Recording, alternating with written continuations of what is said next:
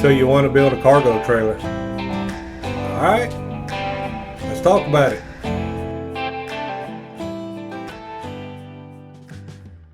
Here's how you get started, or here's how I got started.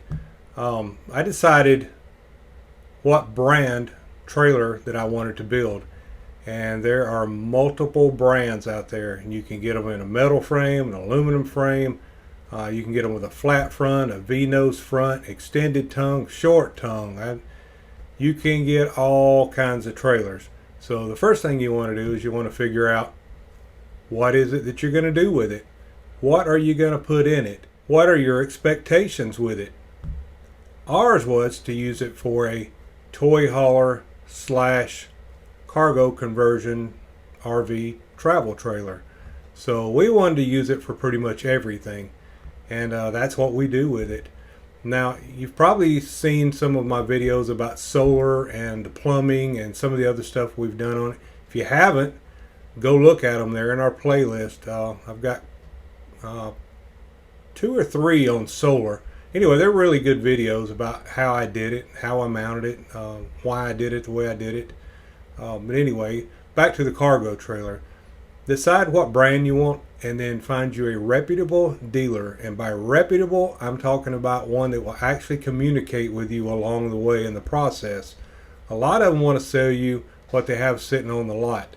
That was not what I wanted. I wanted to actually have mine custom built because I had in mind what I wanted to put in it, and I knew the dimensions of the trailer I was going to need to accomplish that.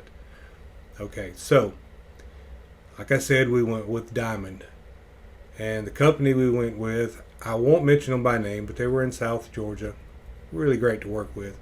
Okay, so what I did was, I knew what I wanted in my trailer. I knew the refrigerator. I knew that I wanted a full shower unit in it.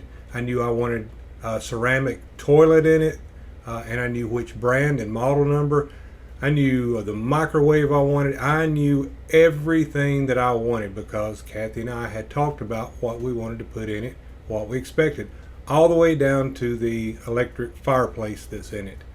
So we knew every piece that we wanted, and we knew where we were going to put it. Now, the thing you need to do to figure that out is get you some graph paper.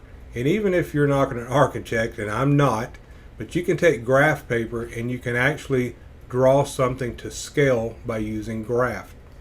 So my trailer is 8.5 by 24. Now the 24 is the square box of the trailer, or the rectangle in this case. It does not count the V in the front of it, which adds a 1.5 2 foot somewhere in there. And I used that for my kitchen, and I knew that's where I was going to put my kitchen counter, which would give me a bigger counter space. Okay, so when you start laying it out on paper, draw it out and be realistic about it. Don't try to cram everything in there really tight, because you're going to be awful disappointed when you actually start trying to live out of it. We have built ours to be able to live full time if we choose to out of it. And we travel for several weeks at a time sometimes, and very comfortable in it. Now, in the front of it, we built a counter that takes up the entire V and 1.5 feet. So 1.5 feet back. So if you look at the outside of our trailer, you can see where the door on the passenger side of it, the entry door is.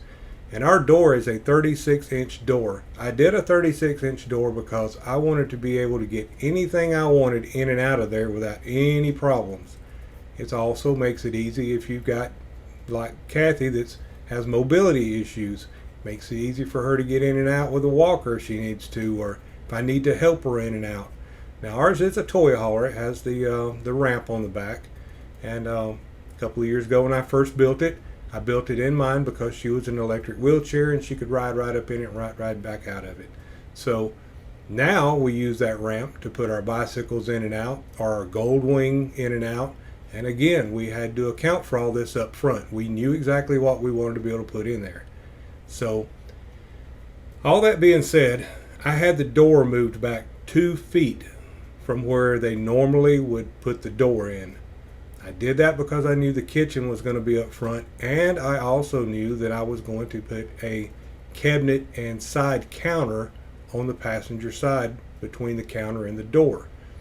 So I'll put some pictures of our setup in there so you guys can see what I'm talking about, so it'll make sense to you. But just know that all this stuff, I had to think about it up front. This can't be a I'll do it as I go by the seat of my pants later, or you're going to end up with serious weight and tongue weight issues. And I took all this into account when I did it. Now, I tell you that to tell you this. When I got all my calculations done, I had my axles moved back 1 foot toward the back, further back than the factory sets them. Now, the factory has a set of plans that they use to have the weight for like 60-40 or something. I'm not sure what it is. Anyway, I knew that I wanted about 1,400, somewhere between 1,300 and 1,400 pounds of tongue weight. And that's exactly what I have. I have around 1,400, give or take a few pounds, depending on how we've loaded the refrigerator and stuff out. So I had to move the axle back 1 foot. Now, when you get done with your graph and you figure out what all your weights are, you will know, and you can also have your axle adjusted if you'd like. You can bring it forward, you can take it back, and they don't care. They will move it for you. And they did it at no cost to me because it was, I told them up front I wanted to, so they got to put them on anyway, so it didn't matter where they put them. They just put them where I told them to put them. Also did that with the 2 side windows that I had installed at the factory. The rest of them I did myself because at the time we weren't sure we were actually going to put a window in the door or if we were going to put the one in the back by the bed. We did. I got videos of that. Go look at them. Very easy to do, not hard at all.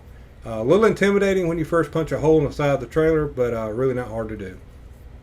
Alright, so you can go online for any appliance that you want to put in your trailer. Now, we use the Gantz, I can't remember what the name of it is. Anyway, you guys know what they are. They're the retro style refrigerator and appliances.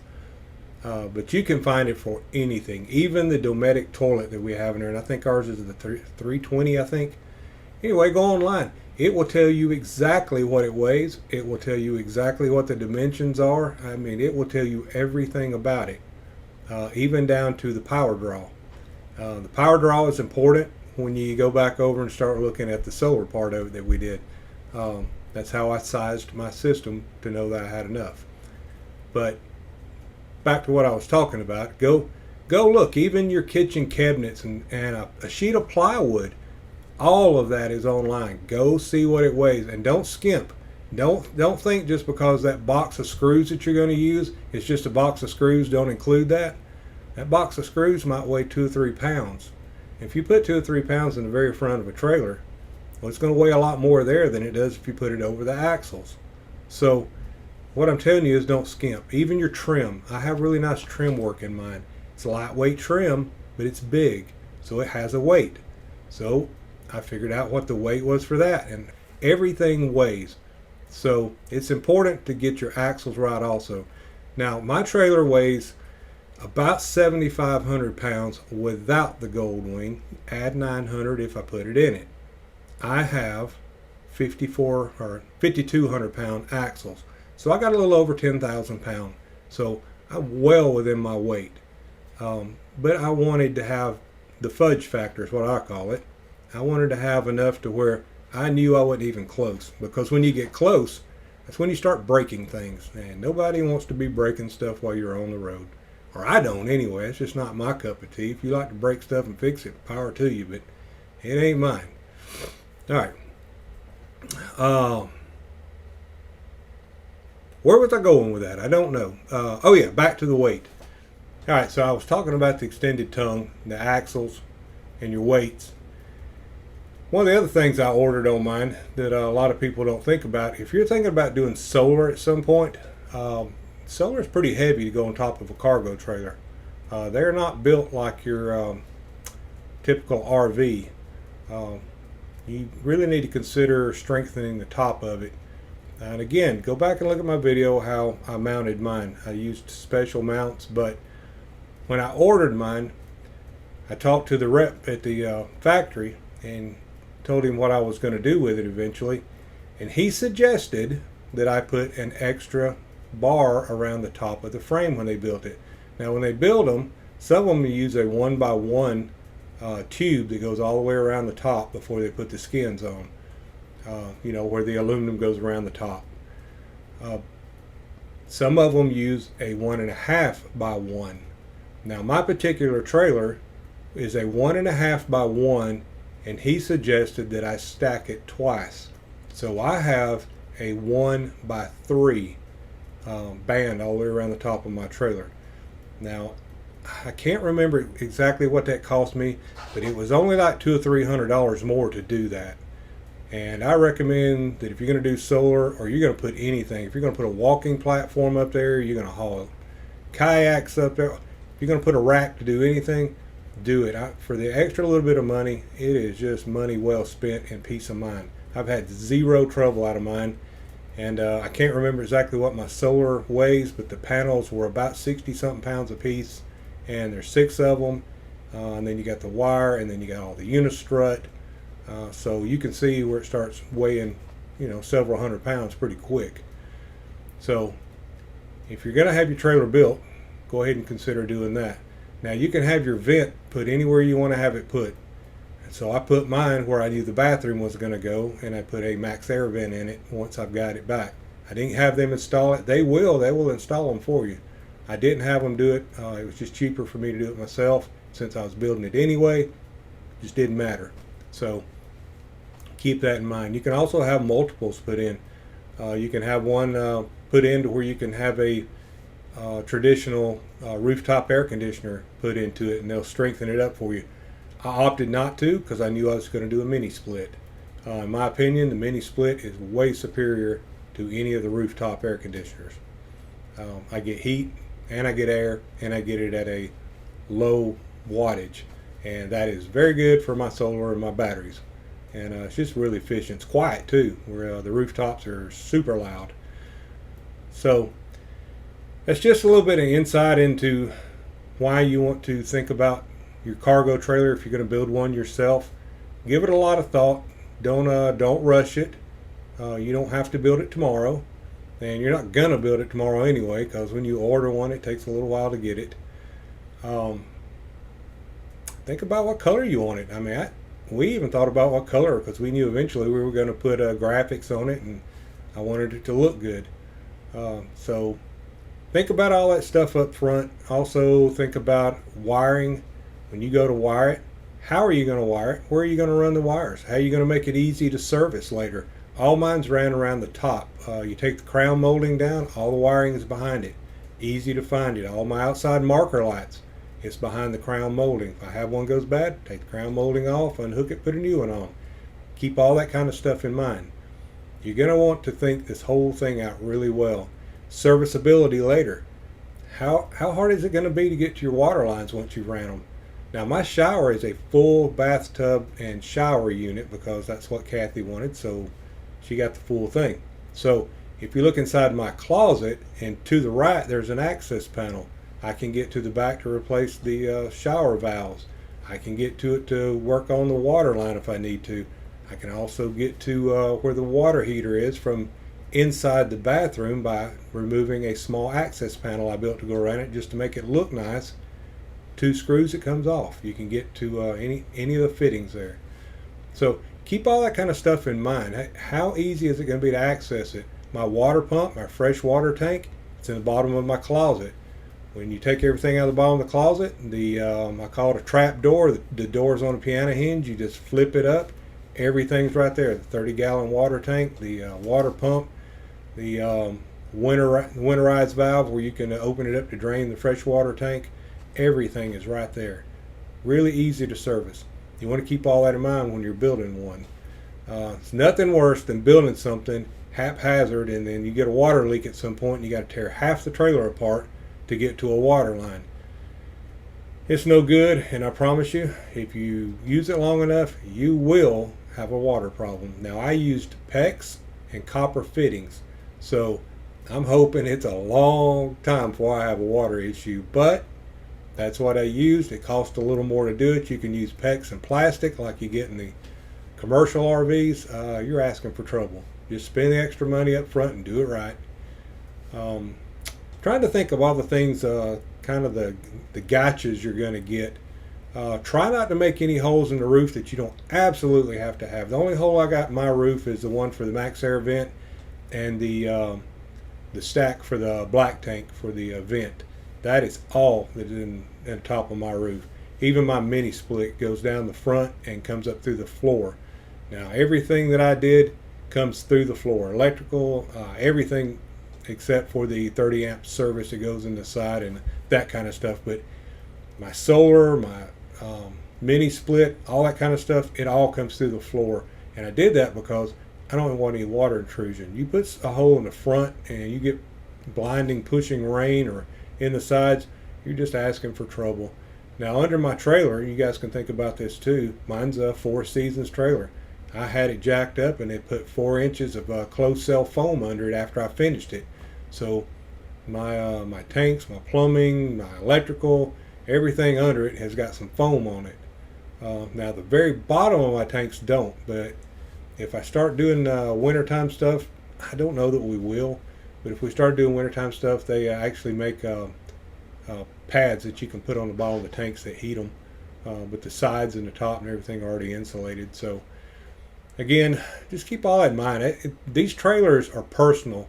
I mean, everybody that builds one of these builds it for you. You're not building it for me. You're not building it for the guy that's going to buy it. You're building it for you. It's for your purpose.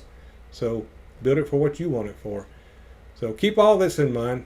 I'm not going to talk about this too long, but those are some of the things I would look for. Those are some of the things I would actually order if I was going to order one. You can also get different thicknesses on the skins on the side. We opted for the, I can't remember, it's not 30, it might be 80 or 50. Anyway, it's the really thick, it's like it's got 2 sheets of aluminum and some kind of resin core or something in the middle of it. They're big sheets, big thick sheets, but they don't wrinkle when it gets hot and cold.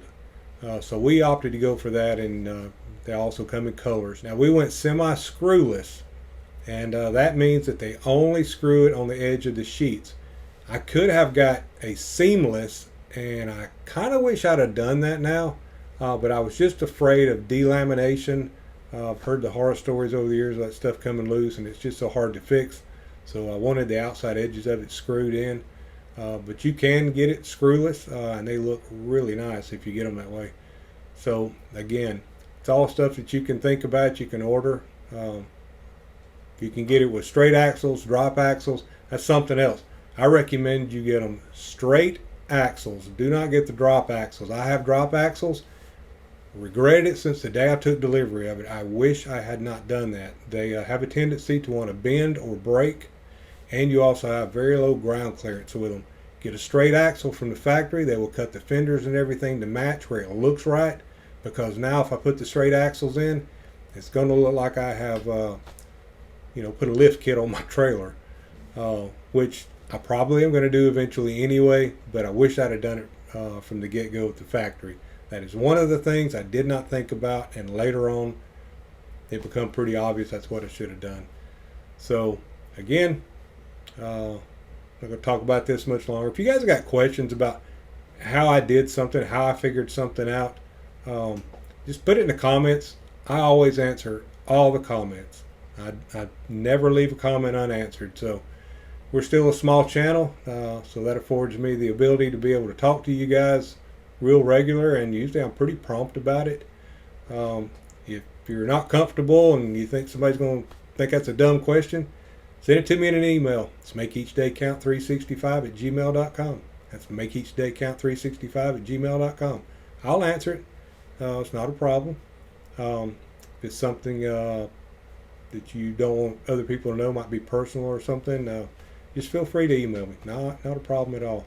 Also, if you guys have made it this far, we really appreciate it. We try really hard to put quality content out, and it's not as easy as you think every week. So if you guys are enjoying this and you enjoy our channel, like and subscribe to it. That's the way you can support us. The best way to support us is just keep liking and liking and liking, and hit the little bell so you're notified every time we put a new video out. And if you got friends or you got an extra email account, go subscribe again. It just helps us out.